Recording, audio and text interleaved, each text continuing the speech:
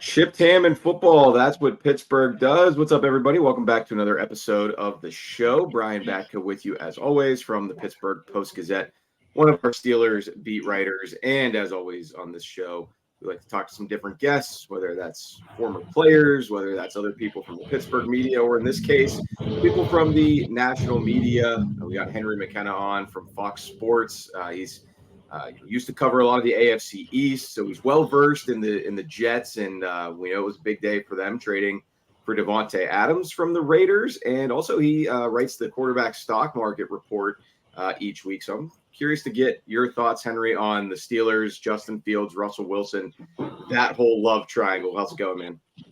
I'm good. Thanks for having me, Brian. Appreciate it. Absolutely. Thanks for joining me. As always, this podcast sponsored by Pella. There's no better place to get new windows and doors installed in your home than Pella. They can help you save on your energy costs year-round. Schedule a free in-home consultation with your local Pella windows and doors to find the right product for your home and budget. Give them a call at 866-593-1560 to discuss further. That's 866-593-1560 to get started planning your new windows and doors installation with Pella Windows and Doors of Pittsburgh. Henry, let's start with this wide receiver market that is exploding. It's sometimes that one domino ends up causing others to fall. What do you make of? We'll start with the big trade of the day, and then we'll get to Amari Cooper going to another AFC East team and leaving the Steelers division in the AFC North. The Browns for the Bills, of course. But first of all, I want to get your thoughts on Davante Adams to the Jets. Aaron Rodgers has a new weapon to throw to. We'll see if he's ready by Sunday night. Sounds like he will be, considering he was in the Big Apple bright and early today, Tuesday. How much do you think this adds for Rodgers, and how much can this help a team that's reeling a little bit right now with the coaching change and obviously a tough loss Monday night to the Bills? Yeah, it says something about the scale of today's news cycle that the Amari Cooper trade was not the biggest trade of the day, that it was Davante Adams. But like you said, I don't expect this to take long for him to get acclimated. He's familiar with the offense they're running in New York. It's not Nathaniel Hackett calling the plays anymore, but he's the one that installed them. And so I think that'll be super familiar for him. And obviously with Aaron Rodgers there to sort of work him through it and throw him the ball, whether he's kind of ready for it or not. I think it's just going to click pretty fast. And in the last thing, it's interesting to see too if the hamstring injury is all of a sudden magically healed once he gets out from Vegas to the Jets. Don't even get me started. That hamstring injury had to have been the most farcical thing on any injury report, and that's saying something because those things are not always reliable. Yeah, it's like that WWE gif where the guy's like sitting in the wheelchair and he pulls the blanket off his legs and the cast was like totally fake, wasn't even connected to his body. That's how I expect this hamstring injury to end up being totally unimpactful. And like you said, he's already there. Like he was in the facility basically before the trade was announced. He was clearly hanging out in the parking lot until it got announced, so that following the rules of the league. But honestly, it's exciting. I mean, I love to see these sorts of big transactions.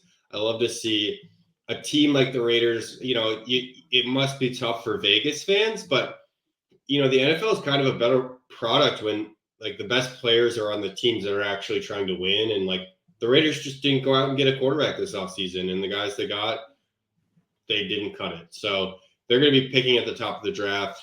They're going to be kind of resetting. And I think they do Adams kind of a favor here by sending him to New York, which is, remains to be seen whether they can actually compete for a playoff spot. But at least they're actively doing it. They are doing what Jerry Jones could not actually do. They are going all in. He infamously said that the Cowboys, who are now a disaster, were going all in before the season started. And then he went on a whole other rant today on Dallas radio, but that's far afield, but a bizarre NFL story unfolding there in Dallas nonetheless. And come to think of it, we just mentioned the last two teams the Steelers played, and the one that they're going to play next Sunday night in the Jets. No reason really to dwell on that Raiders game Sunday in Vegas, because as you just mentioned, Henry, I mean, that's just a team that's sort of rudderless right now and playing for next year, but very banged up, and kind of expected it was only a matter of time before they then shipped away their best offensive player. What can you tell our viewers, Steelers listeners, about this Jets team? I mean, sitting at 2-4, it feels like they need this game, and they have to come on the road and do it against a team that, for all their warts, they have found a way to win more often than not. And, at home, as long as TJ Watt is playing, they tend to make life pretty difficult on any quarterback, let alone the oldest player in the NFL right now at 40 years old, in Aaron Rodgers. Yeah, so I mean, like you said, back against the wall at this point. They had their back against the wall last night, Monday night, against the Bills, and couldn't. I guess they're through the wall now. Yeah, so the tension, the intensity, I think, only ramps up for them as a team that thinks they can win a Super Bowl. They've got to win this week, and I think the Steelers are. Mike Tomlin's never gonna have a team that loses accountability from week to week. But if there is a trap game for the Steelers, to start the season, this one makes sense. Just being that they're looking like the division itself is less competitive than everybody anticipated. I didn't really see the Browns being, gesture wildly at whatever is going on in Cleveland. I wasn't really at a point where I was a big believer in them. Like, I don't think I picked them to make the playoffs or anything, but I thought they were going to be friskier than this. Now it's Fire Sale City, and what looked like it was going to be a different second half of the season for the Steelers, playing all divisional opponents. Well, that might be 2 layups at this point. Right. 100%. I mean, Deshaun Watson, unless they bench him, which they should, but they don't seem to be willing to do,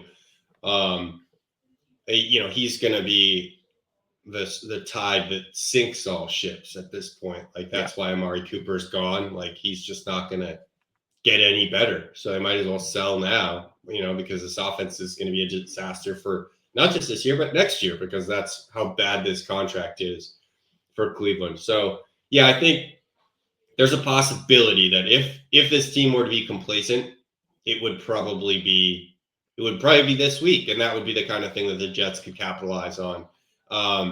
They've got a really good defensive line. And then obviously, that secondary has actually not been playing up to its typical standard that we know sort of Sauce Gardner and DJ Reed being, arguably the best quarterback tandem in the NFL.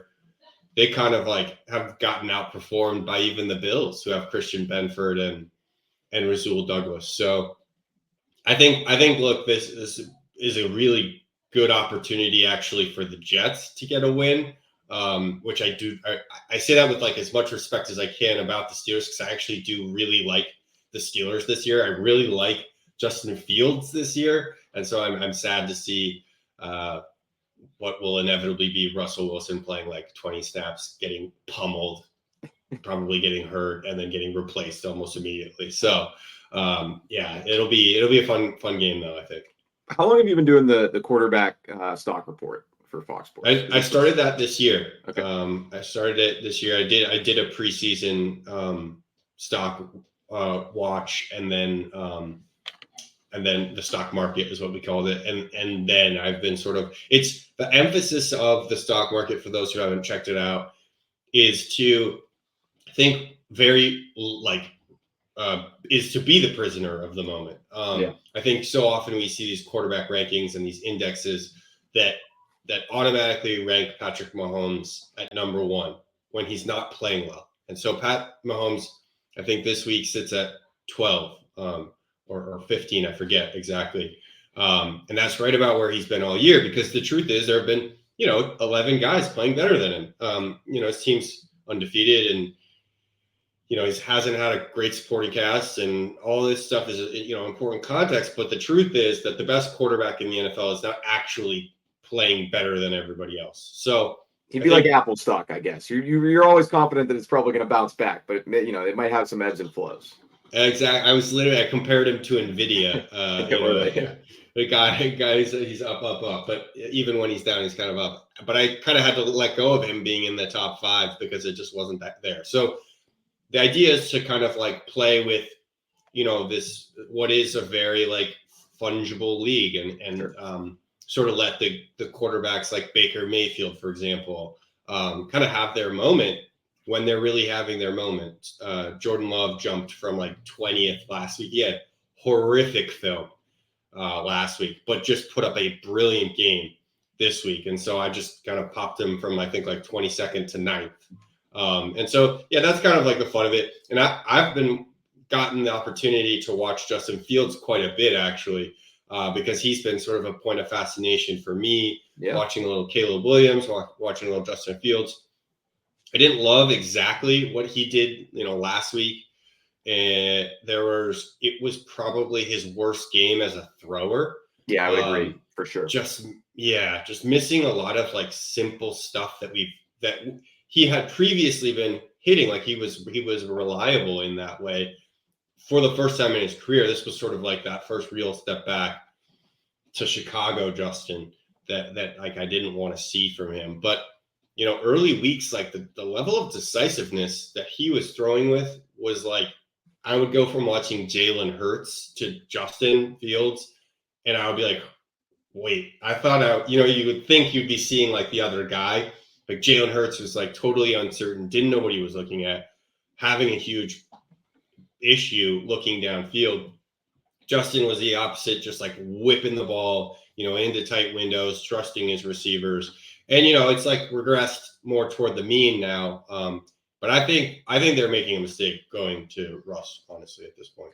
Well, that's exactly what I was asking you, what I wanted to get at too here on the show, which is brought to you by Goldberg, Persky, and White as well. If you were diagnosed with mesothelioma or lung cancer, call your local attorneys at Goldberg, Persky, and White. For over 40 years, their firm has represented thousands of lung cancer and mesothelioma victims. Call 1-800-COMPLEX or visit gpwlaw.com for a free consultation. Yeah, Henry, that's why I was asking you about the quarterback stock report, because I want to get at this idea of Russell Wilson in sort of what the Steelers can expect, because I think a lot of fans here who are pro Russ and pro benching Justin Fields 6 games in, now that Mike Tomlin's anointed quarterback one is healthy here, well, relatively healthy, I guess, with the calf, is were the stats for him deceiving last year? Because I think a lot of people who weren't watching the Broncos week in and week out, which why would you be? They're probably one of the more irrelevant and obscure teams for most of last season. They weren't a total dumpster fire, but they weren't they weren't very good for the most part.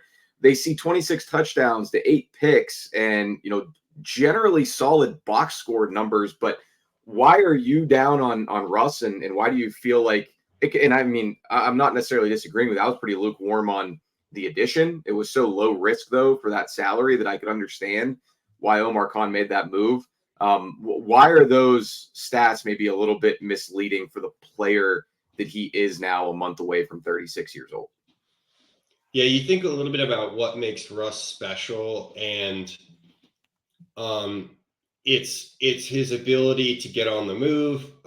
It's his ability to manipulate a pocket. It's his rollout ability. Roll out and throw and uncork the deep ball, right? I mean, that's right. That's one of the staples. It's kind of like the Russ moonshot, right?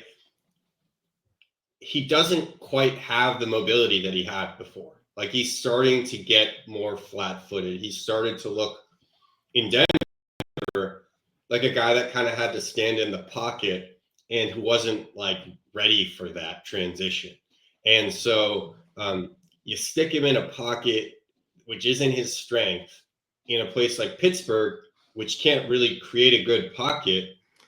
All of a sudden you've got a quarterback who can't function.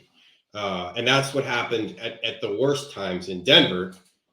That's exactly what I think the Steelers are setting him up for in Pittsburgh. Like, I just think you're going to get the worst version of Russ. I posted a GIF on Twitter of, like, for those Game of Thrones fans, of Jon Snow like pulling out his sword by himself while like the onslaught of like horses are coming at him. That was how I responded to Russ starting, for the Steelers. Like, that's just what it feels like. He's just gonna like sit back there and get walloped. Justin Fields' elusiveness has helped create like splash plays. in an offense that really doesn't have that many special playmakers. I think Najee Harris is like a fine piece, and I think George Pickens is like a good player who's not yet reliably elite, if that makes sense. I think that's a fair way to put it for sure, based on the ups and downs we've seen the last few weeks.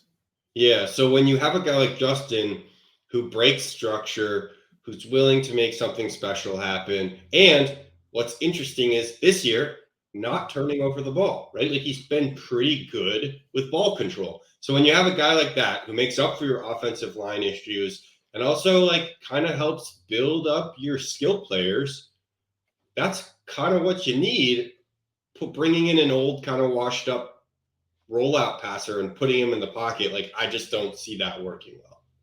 Yeah, we'll see how it goes. And Fields has had some fumbles, some fumble luck too. Because I think he has 6 lost fumbles on the year. But you're not turning it over if your own guy's able to fall on it, obviously. So that's shined on him somewhat in a good way. And now we see with Russ, who was limited for most of training camp and played 2 preseason games, 5 series in the first one, and whether he just got demolished immediately because that O-line was struggling so bad, or didn't really have much ability to escape as he was coming off the first calf issue, and then the second preseason game, plays 5 snaps, hits George Pickens down the field for one throw that looked pretty good, and that kind of he was able to be airmailed to the regular season. Then everything got thrown into flux, and Mike Tomlin, I'd say today, didn't completely jibe with the NFL Network report that Russell Wilson's in line to start. In line could be doing a lot of work there. From I think it was Tom Pelissero who put that out. So we'll see. It's going to be an interesting week, no doubt. Players are going to be asked about it. The onus kind of falls on them now to kind of describe what's going on with that quarterback situation. Mike Tomlin is leaning into the gamesmanship aspect of it. I guess he wants to keep Jeff Ulbrich guessing here in his second voyage as an NFL head coach. Yeah, which you'd be smart to do. Like that makes sense anyway, because like we're discussing, you're looking at 2 different quarterbacks. And Tomlin said that today too. So they're very different at this stages of their career. Yeah, and forcing the Jets to prepare for both, it makes for a pretty cumbersome process. That might be it's kind of a double-edged sword to me though too, Henry, because from the flip side, for offensive coordinator Arthur Smith, you need to build a plan for one guy or the other, I would think, going into this week. So I don't know that it's also really the best idea to have them alternating first team reps, or if it's just going to be as simple as tomorrow it comes out that no, right, like they're moving forward with Russell Wilson, he's the guy, and then you kind of lose the whole being coy aspect of it anyway. So especially from a reporter perspective, it'd be kind of nice if Mike Tomlin would have picked one or the other, but he's going to keep us and keep the national NFL world guessing until maybe until Friday. I guess we'll see. Yeah. Do you guys get to watch team reps at practice, or those are probably closed, right? We get to watch, but the Steelers media policy is you until you get it confirmed by a player or coach, you cannot write what goes on at practice. So that's why I say now it's going to become all us beat reporter types sticking our recorders in the face of offensive linemen and receivers and tight ends and saying, what do you make of the quarterback situation? But they're getting paid well enough, I guess, to deal with that. So we'll see where we are. And the quarterbacks, Henry, here don't do media really until Thursday. So it's going to be a bit touch and go over these next 48 hours. Yeah. Well, like I said, I think it's a smart tactic from Pittsburgh. One of the first things that Devin McCourty, former Patriots safety, tweeted after Drake May was named the starter midweek last week was, why didn't they wait till Sunday to announce this, right? Like, I think we underestimate how challenging it can be to prepare for 2 quarterbacks, especially when they're 2 like starkly different quarterbacks like Jacoby Brissett, Drake May, Russ Wilson, Justin Fields. So, but the truth is, once they go to Russ, it doesn't mean that they are stuck with him. Right. I think ultimately, like, it doesn't hurt to. I think it hurts because I don't believe that Russ has it anymore. But clearly, Mike Tomlin knows what he's doing, and so it's worth at least looking at this offense with Russ under the helm. What I am curious actually on to ask you. I know my role is supposed to be answering the questions, but no, I just like it to be a free flowing conversation here. That's why we on Chipped Ham and Football we rotate in, people from opposing beats to get their vantage point. So yeah, go ahead and hit me with it. So what do you think about where Justin Fields' future goes with this team? Because if they're not, do they think that they are going to spend time developing him more and then turn the reins over to him without conditions starting next year? Or is this kind of them saying like, it was nice for a few weeks, but like you're probably going somewhere else next year?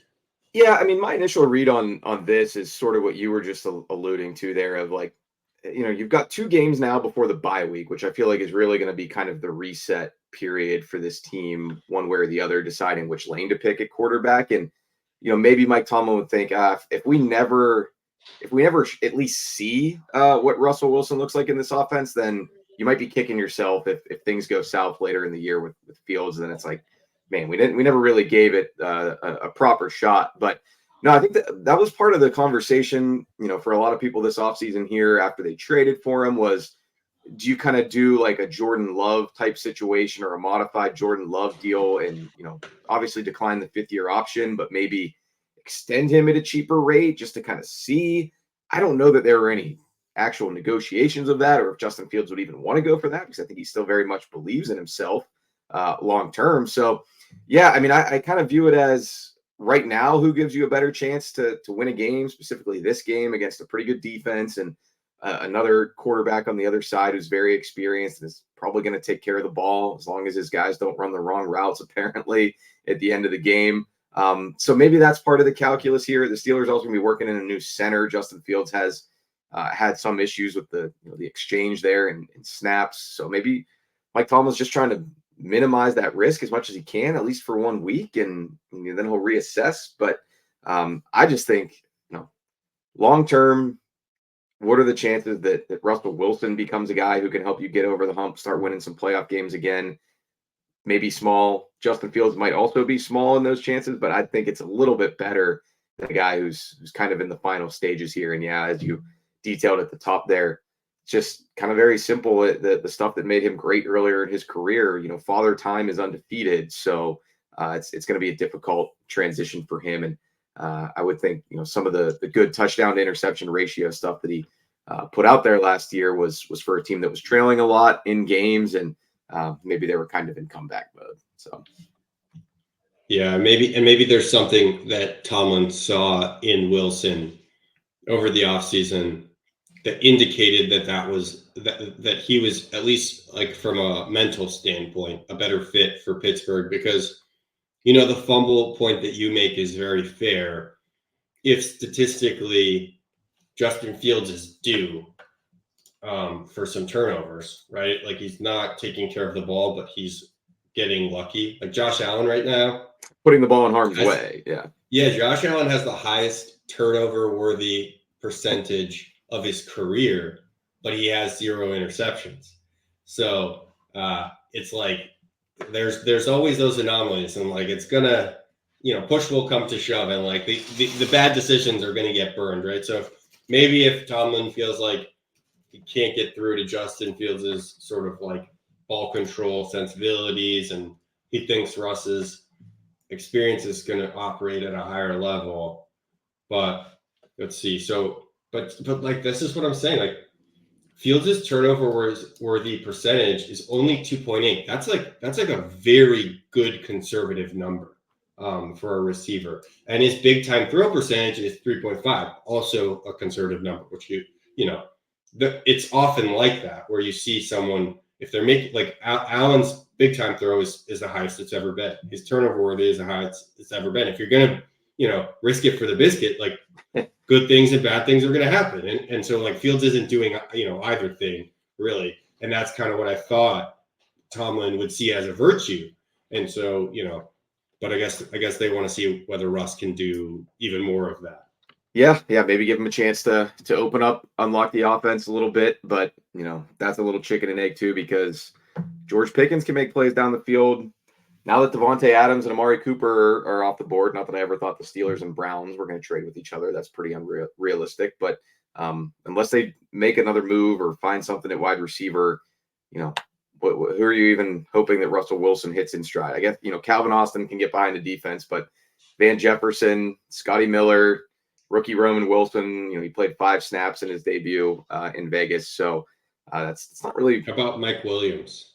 Once they play the Jets, then they take Williams off there. Well, they can just leave. Yeah, they can just leave him here in the locker room. Yeah. But I tweeted that as sort of like, could this be the side effect of the Jets acquiring Davante Adams? And I get all these Steelers fans who are like, "Are you kidding me? Mike Williams is cooked. He's terrible. Look at his stats." I'm like, "Are you kidding me? Look at the Steelers wide receivers. I think it might be worth just kicking the tires on a guy who could be getting healthier.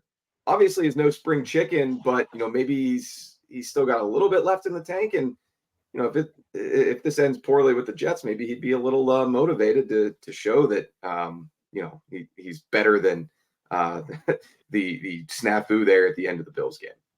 Yeah, he's coming back from injury, so anyone who expected him to be good already again is a little, it's like, what did you expect? Like he wasn't going to be ready week 1. He's also kind of always injured, but that's there's that. What it is too. But he's on a similar deal to what Amari Cooper was on, which is like the base salary is basically veteran minimum. So you're only talking about paying the guy like $900,000 over the course of the remainder of the year. And then on top of that, the downside of Cooper is he was a 3rd-round pick, right? That's a big, big asset for a guy that you're only going to get for 10 games. And I get the Bills doing it. I mean, the Bills, they're trying to capitalize on this window. And I would think it would not take much of anything to get Mike Williams, especially after. It'll be like a 6th-round pick. Like it'll be almost nothing. And I think that's the type of player, which is like a big body possession receiver who can help in the red area that would really benefit the Steelers offense. So like, I think you'd have to be crazy not to consider it, given that it is such a low risk proposition. It really can't hurt the Steelers to explore that option. Yeah, they had their dalliances with Brandon Ayuk and inquired at least about Davante Adams, but sometimes there's only one car left in the lot at the end of the day. So, well, hey, Henry, really appreciate you jumping on with us here during a really busy day around the NFL. Is there anything else you want to add or anything you want to plug before I get you out of here? Yeah, find me on Twitter, Henry C. McKenna. You can, if you don't already have the Fox Sports app, you can download it. You can follow me, and you can also just go to foxsports.com and follow me there too. So find my content. I promise I'm a fun person to read. Awesome. Well, there we go. Thanks for the kind of 30,000 foot perspective on the Steelers and all the craziness going on right now with the NFL wide receiver market. For Henry McKenna of Fox Sports, I'm Brian Batko from the Pittsburgh Post-Gazette. Appreciate you guys finding us here on Chipped Ham and Football. We will talk to you next week, and we'll have plenty more content leading up to Steelers Jets Sunday Night Football. Should be a fun one, especially if it's Aaron Rodgers versus Russell Wilson. Talk to you soon.